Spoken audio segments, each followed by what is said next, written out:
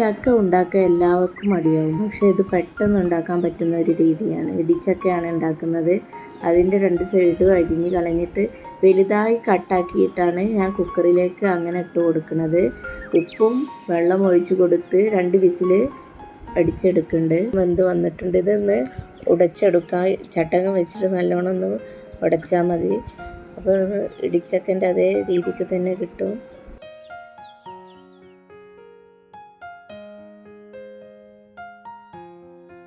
അതൊന്ന് വറവിട്ടെടുക്കാം. വെളുത്തുള്ളിയും ചെറിയുള്ളിയും കൂടെ നല്ലോണം ഒന്ന് ചതച്ചെടുക്കാം. ചട്ടി ചൂടായതിലേക്ക് വെളിച്ചെണ്ണ, കടുക് ഇട്ട് കൊടുക്കുക. ചതച്ചെടുത്ത ഉള്ളി ഇട്ട് കൊടുക്കുക. ഒന്ന് നല്ലോണം ഒന്ന് മൂപ്പിച്ചതിന് ശേഷം കറിവേപ്പില, ചുവന്ന മുളക് ഇട്ട് കൊടുക്കുക. ഇടിഞ്ചക്കൊക്കെ ഉണ്ടാക്കാൻ എല്ലാവർക്കും ഒരു മടിയായിരിക്കും. ഇങ്ങനെ ഒന്ന് ഉണ്ടാക്കിയാൽ പെട്ടെന്ന് നമുക്ക് ഉണ്ടാക്കിയെടുക്കാൻ കഴിയും. വേവിച്ച് വെച്ച ചക്ക അതിലേക്ക് ഇട്ട് കൊടുത്തൊന്ന് മിക്സ് ചെയ്ത് കൊടുക്കാം.